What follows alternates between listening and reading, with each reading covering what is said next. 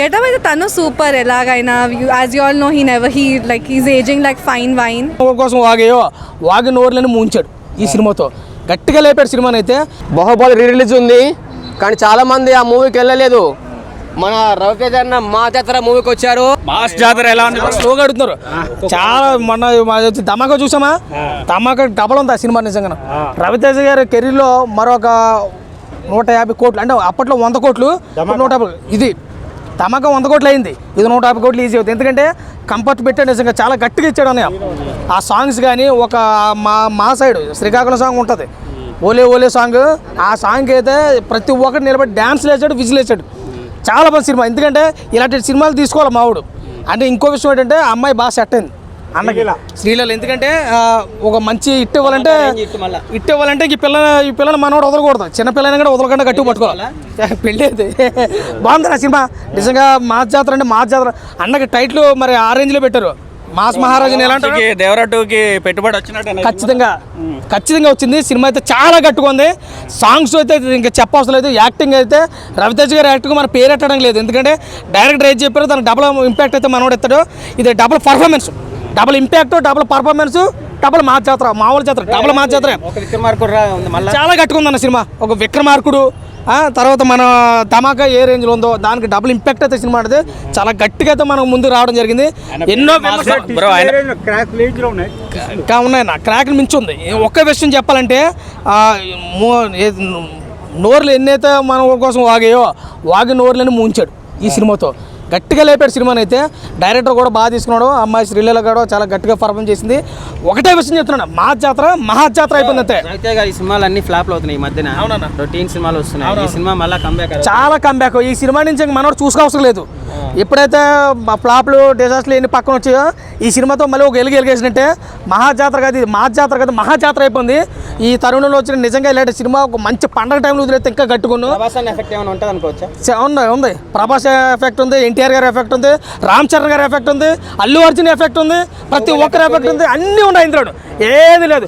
ఏ hero కానీ ఏ hero fans కానీ తక్కువ చేయడం లేదు. అందరు హీరో ఫ్యాన్స్కి మహాజాతర అయిపోయింది. సినిమా చూడండి, block buster movie. Out of rating 3.5 సినిమాకి అయితే.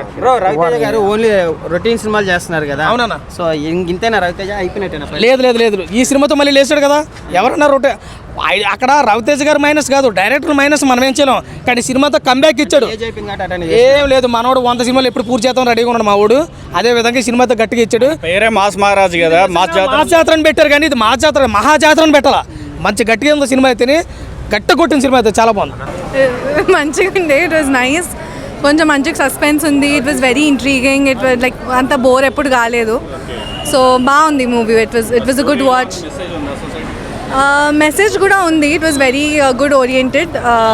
బాగుంటుంది. Like it's good social message కూడా ఉంది. ఇట్స్ వెరీ సస్పెన్స్ థ్రిల్లర్ అంతా బాగుందని. So I'm hoping it would be a blockbuster hit. Ravi గారికి ఎలా ఉంది పోలీస్ గెటప్? గెటప్ అయితే తను సూపర్ ఎలాగైనా. As you all know he's ageing like fine wine. So చాలా బాగుంది. రేటింగ్ ఎంత ఇస్తారండి?